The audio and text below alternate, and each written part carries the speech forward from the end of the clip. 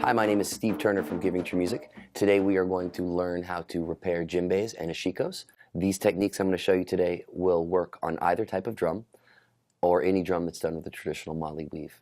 This process was developed many years ago with some friends in my first company called Spinal Percussion. So thank you, Joel and Danny, for helping develop these techniques, and hope you enjoy it.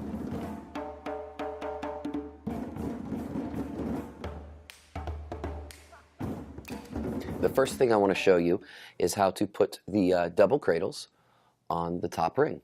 This is my top ring that the rope goes on. As you can see, I've marked it. And then I have my rope for my top ring here. I measured this rope according to my arm lengths. There's many different techniques to do it. I like to do it in relationship to my own body, so I never have to look for the tape measure, because it's always lost. What I do is I'll take the string. It's divided immediately in half. You can see that. We have this top loop. Pick whichever mark you want to be first. Oftentimes I will find the spot that either the cloth or the tape is down to make sure it stays pinched. It's right there. Make sure you're lined up on your mark. Pull it good and tight. And there's our first cradle. What I do is, since it's split in half like this, I'll do half around this side, half around this side. Going to the right first, you go over with your rope, like that. Pull it through, pull it tight, line it up on your mark. You're going to pull it, then I'll take my thumb and I'll put it right there to hold it in place so you don't lose the tension that you put in there already. Now you take it and you come from behind, like that, and come through that loop. And there's your cradle. I'll do one more going to the right. Go over first, through, line it up on your mark, pull it tight, hold it down, from behind and through.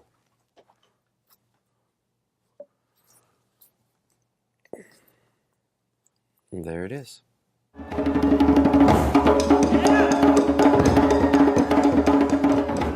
Now I want to show you how we put the rope on the bottom ring.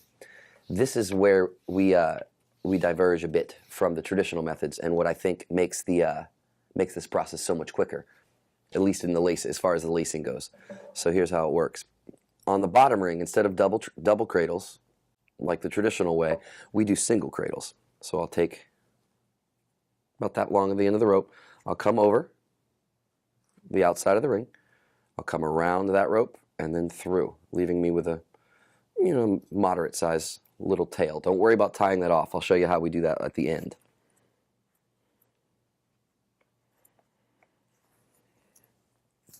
Pull it through so you have just a simple little overhand knot with the tail working itself across, back around the ring. So, like I said before, this is a single cradle, but it's the same technique as the double cradle. We just only do half of it. You start by taking the rope, you go over over the outside and pull it through. Sometimes it bunches up on you, but it comes through. Line up on your mark, pull it tight. I'm going to put my thumb on it to hold it in place just like before, but instead of doing the second half of the double cradle, we just go on to the next mark. Over, through. Make sure it's on your mark. Pull it tight. Put your thumb on it to keep it from losing slack. Same deal. Over, through. And we'll work our way all the way around till we get to the end. As you can see, we've gotten ourselves all the way around this ring. We only got 2 more cradles left to do, and we have this tail.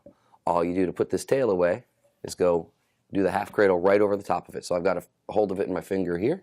I'm going to go over just like before. We're just going right over the top of that tail. Line up on the mark, pull, and hold it. Same thing for the last one. Line up over the mark, pull, and hold. Now all the cradles are done. You see we have this long tail. This is very important for later. I'll show you how that works in a second. We're going to take the end of it. We're going to come behind. This is our first cradle. That's our last cradle. We're coming right through that space from behind. Pulling it through like that, and it's done. This will be the bottom ring that goes right over the top of this ashiko, like this. An important technique for the bottom ring is you have to make sure that you have that tail that's left over on the end. We'll get to that in a second. So the way I measure the bottom ring is I will take a piece of rope and I'll figure out the circumference of the bottom ring, like this. Doesn't have to be super exact. There it is.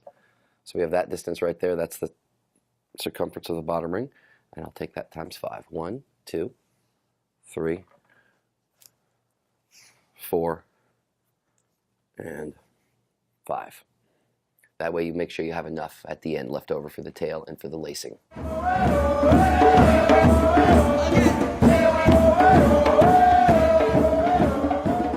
And now it's time to put a head on a drum.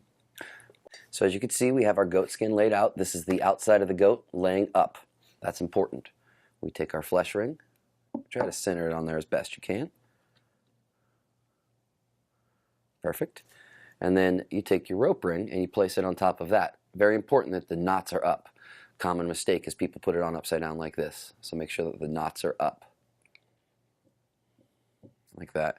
Once it's laying on top like that, then I start getting the skin to come through.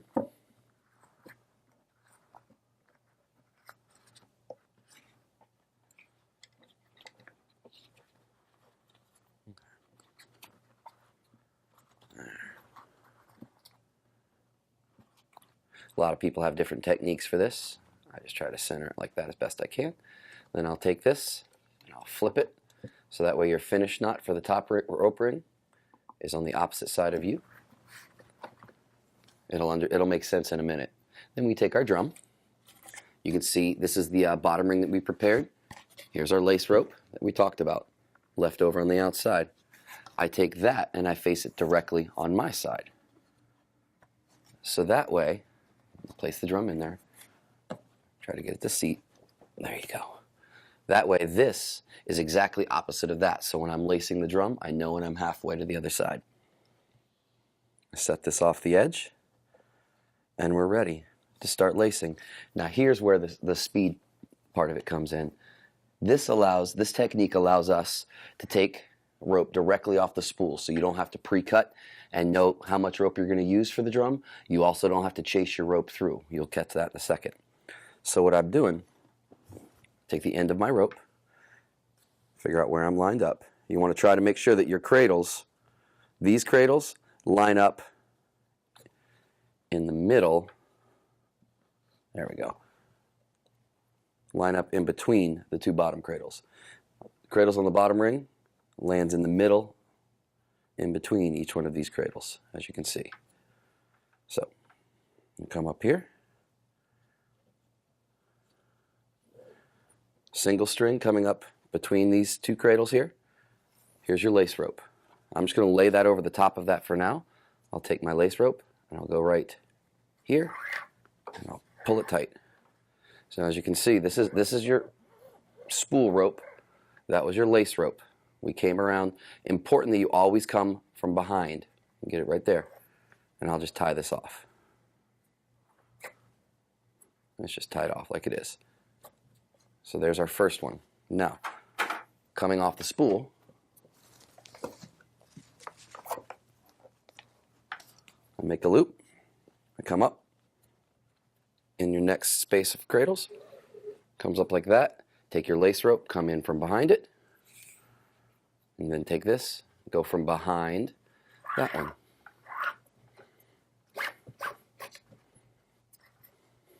Turn and repeat. From behind, jump a cradle, and go behind. And slowly I'm going to lace this up. Or quickly, really.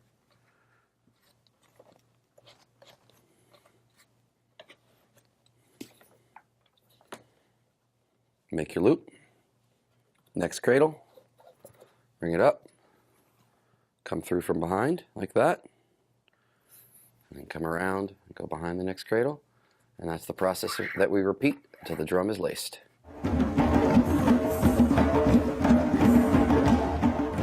we're ready to tie off. So we're going to do our last cradle, or our last set of verticals rather. Take our loop, come up behind it, just like before. Make sure nothing twists the whole way around. Got our loop, come from behind just like before. And then here we are, we're at our this is our first knot that we did. So we're going to do the same thing. We're going to come around and grab it the same way we did. Come from behind, and it's laced. Now we're at the point where we need to cut loose from the cradle. I'm sorry, from the spool. So we take our rope here. To measure it, I usually go to the very top of the drum, whatever drum I'm making. Maybe add 6-8 inches. I'll cut.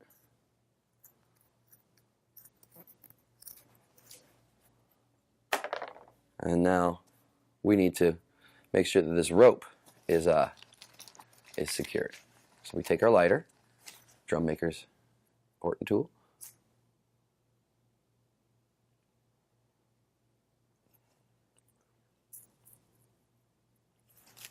And there it is. So we have this. Now, very important that you don't forget this part.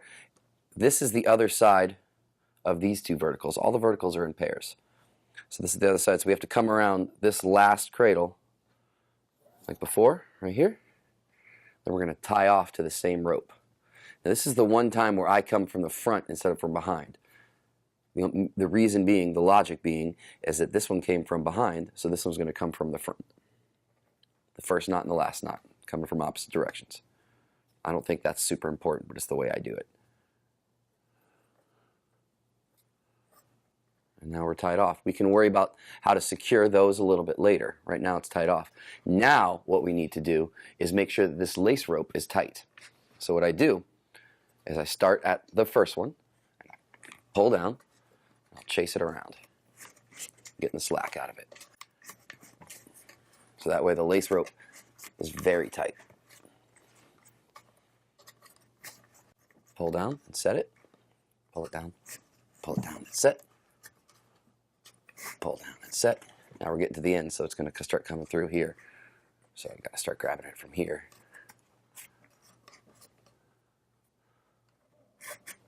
And here's your lace rope. So I'm just going to get the rest of the way. Now, our lace rope is pretty tight. Now what we want to do to tie off this lace rope, and I think makes it more beautiful, is I come around like this, and now I'm just going to reweave this through. Come here, just like I did before, except we're not going through the lacing. We're just tying, goes over it like that. And I'll come around, I'll jump this knot, and I'll come around behind here. Pull it to set for our next cradle, and I'll go around. Some people like to, I'll go around the whole thing if I'm feeling meticulous, and you can tie it off early if you want. After you've done 2 or 3 of these, it's not going anywhere. And now it's just for looks, but I'll continue a few more just so you can see the technique. Again, we're still sticking with the general premise of coming from behind the ropes.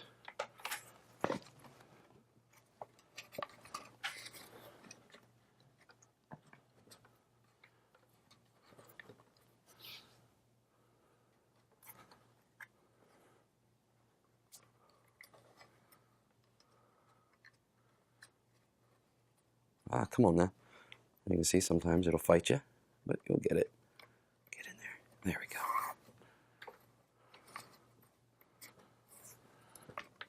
go. Now we can tie off. So I've come around like that. I'll loosen it up so you can see it more.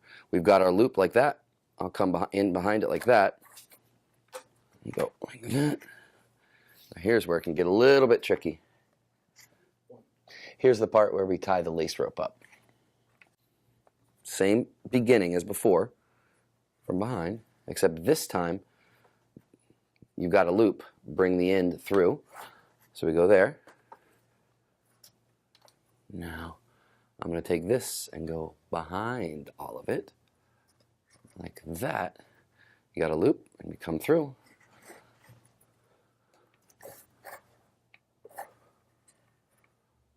And as you can see, it ends with a cradle. Now you can either trim this off, or what I like to do, I think it makes it look nice. It gives people something to customize their drum, hang fun stuff from it, feathers, cool pendants. As I just kind of tie it off so it looks nice.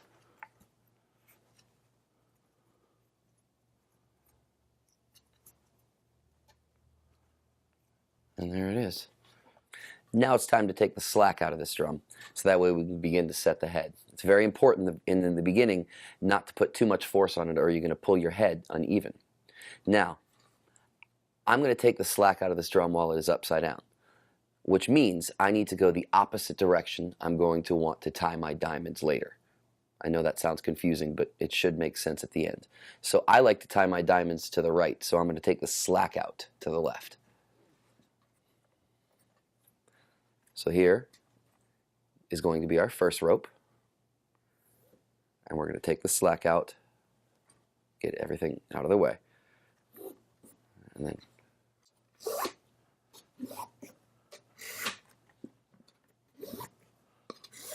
as you can see, we're getting a lot of the slack out. This is going to be used later, and here we are at the end of the drum. You want to go ahead and untie that first knot. That's why I only do a simple overhand. And there's the leftover. We'll tie it back off. We're going to end up taking more of this slack out now as we set the head. Okay. To do that, this is where I usually like to turn it over. After you turn the drum over, you want to go ahead and get these wrinkles out of the skin. You can look closely. You can see there's wrinkles right here. You just take them, pull it, and that wrinkle goes smooth. So just go around, find each spot there's a wrinkle, and just kind of pull them apart, so that way the wrinkles go away. You want this to come down nice and smooth. And there we go. Once you have all the wrinkles out to your satisfaction, find the beginning of your where you tied off. Here's your first knot. And then I'm going to go around. Here's where I start setting it. See how this rope sits on top of the cradle? We're going to pop it down, give it a little pull. Not a lot. You don't want to give it too much, or you're going to end up pulling the head down, and it's not going to be even later. Pop it over the knot, pull it through. Sometimes we're already over the knot. Remember, pop it over the knot. Keep your eye up there too.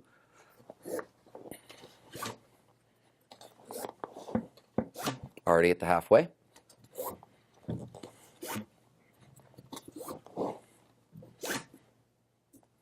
As you get halfway around, a little bit past that halfway, you can start putting some muscle into it. You see it's coming up here. That's okay. I can now muscle it down. It's going to come up a little bit.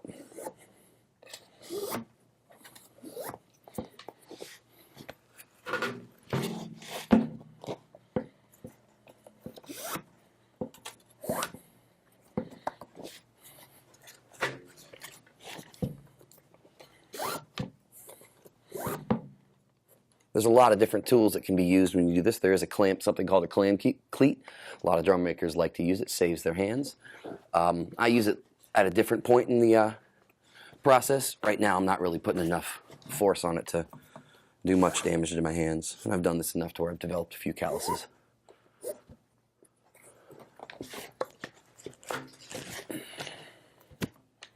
And we're almost done.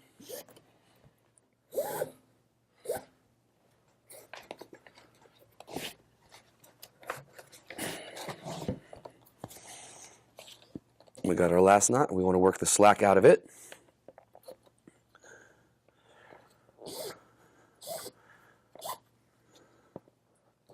And tie it back off. This longer rope here is going to become our diamond rope once we get even more out, because we're going to get a whole lot more out once it's time. And then repeat the process. This time you can put a little bit more force into it. And it's going to go over and over again until it gets to the point where you feel like the head's set. Now this is a point of debate with many different drum makers. Some drum makers like to pull their drums really tight while the skin is still wet. Some people don't like to pull them at all. Leave them nice and loose. Don't do any tuning until it's dry. I kind of land somewhere in the middle of that. I like to give it, depending on the drum and how thick the skin is, I'll give it a pretty good pull when it's wet. And here we are at halfway. Normal.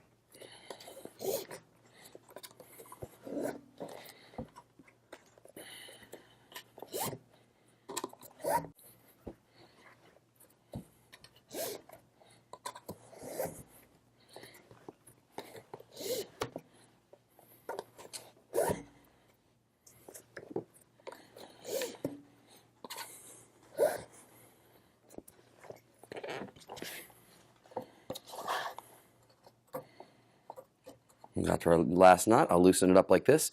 You don't have to untie it all the way. You just got to kind of follow what's going on.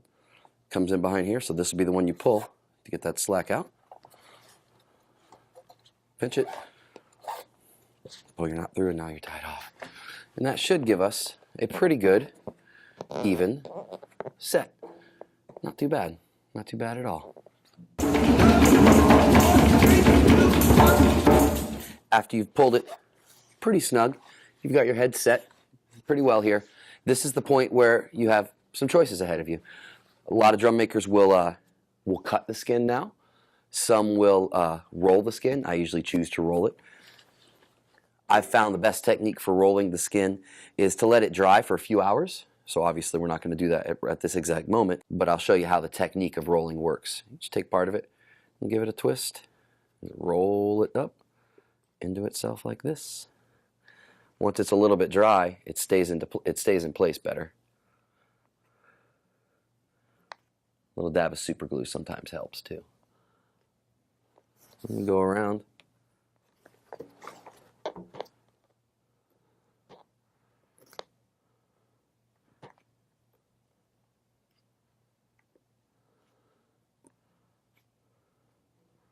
And you go all the way around until it's set. Once you get all the way around, if it's dry enough, you'll be able to just tuck it right in and it'll hold place. Sometimes I'll take coins and stick them in there or a little dab of super glue. Either way, it'll hold true once you get to this side. Right now, it's wet, so it won't.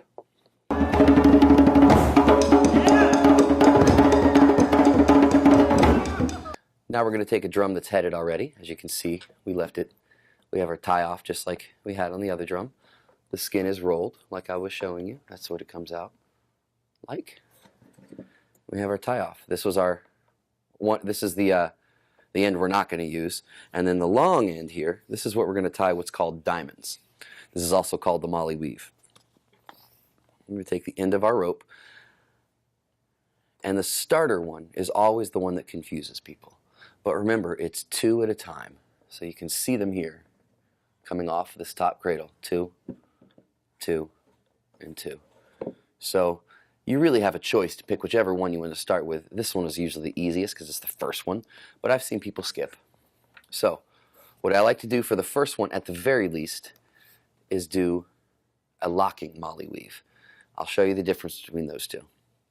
You start, you know it's 2 at a time. You start by going over both like this, up between them like that. So that's all I've done. And then under both of them like that. What's going to happen when I pull this rope later is it makes them cross like that. And that adds tension on the top of the drum, which makes it tighter, which tunes it. So once I've tied that knot, I'm going to get my slack through.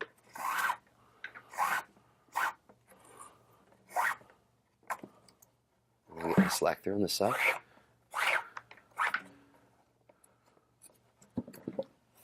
Okay. Now, if I were to take this knot and I were to go like this and pull it, I'd have to fight a lot more than if I go ahead and lay down and follow the direction the rope wants to go. So always try to figure out which way your rope's going. The more curves and bends you add to it, the harder work you have to do. I think that's physics. So we have it. When I pull it, it makes it flip over itself, and that's a locking knot. It's a little harder to pull, but it locks. For the first one at the very least. Now I'm going to show you the 2 different ways to do the diamonds. Like I said before, the technique doesn't change though. It's always 2 at a time. These are the next 2. They're coming off the top. The next 2. Now I'm going to show you this first one. I'm going to show you the locking knot. We'll go over both, up between, like this, and then under both. Over both, up between them, and then under both. Once I get my slack through,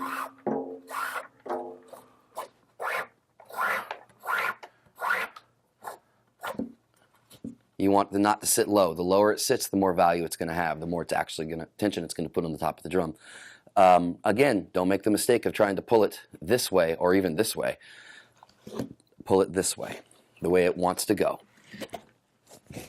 Once it's pulled, it's going to lock. I can let go of it and it's not going to come loose.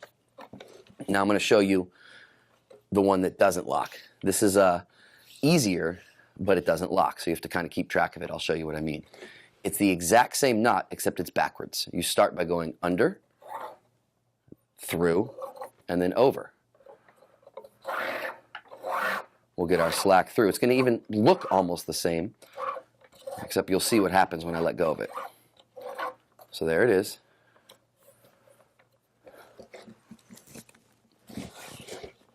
Forces them to cross, but if I let go of it, it doesn't lock. It's easier to pull, but it won't lock. So I'm going to stick with locking knots for this one. So I'm going to show you that again. Over both, up in between them, under both. Over both, up between, under both. Get your slack through, make sure it sits low.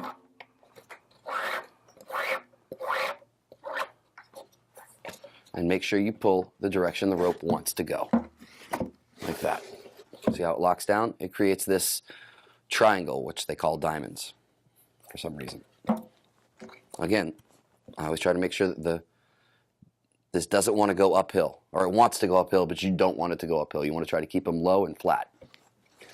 I'll tie another one for you. Over both, up between, under both.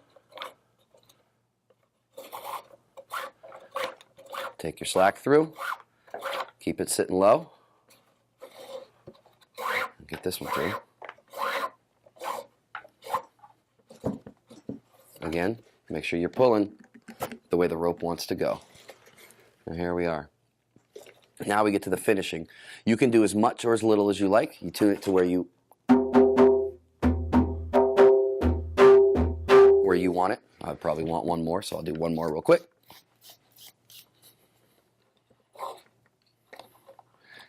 This drum and its purposes, it does not need to be super tight. On my performance drums, I like them extremely tight, but this is not one of those.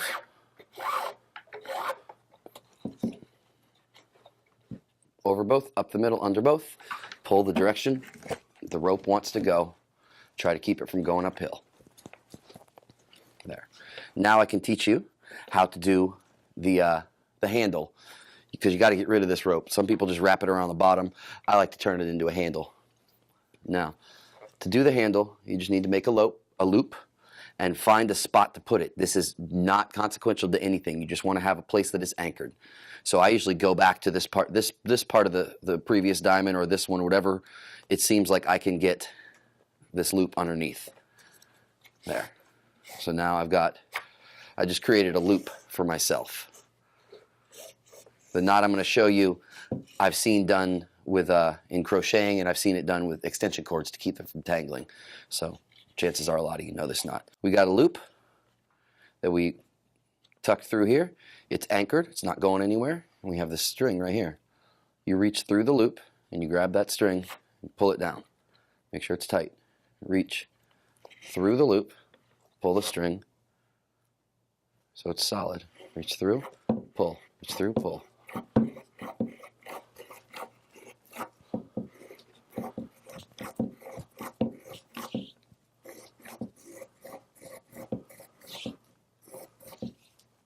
It ties the string up nicely.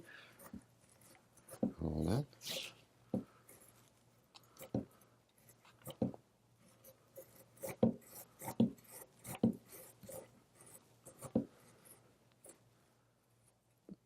I say that's about enough. So now here you are at the end. You've tied that. Again, the way you untie this is just pull it and it comes right out. So let me just go ahead and replace those real quick. I like to stop with about that much left over. We got a decent sized loop and a little tiny tail here.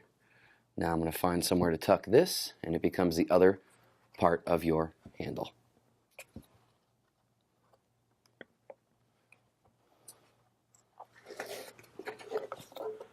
Sometimes, if you get your cradles nice and tight, that can be a challenge to get it up here.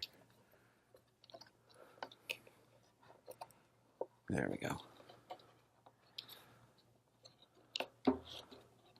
So now we have the loop and the tail. I tuck the tail behind this part of the cradle.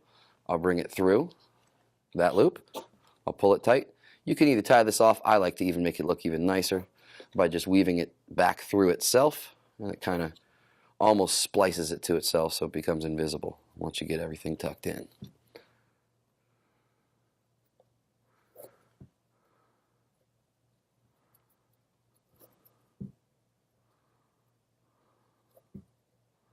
And ooh,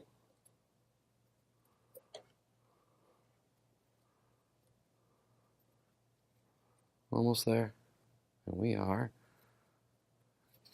done. You have a drum. You can hold it by its handle. It's tuned up. It's ready to rock.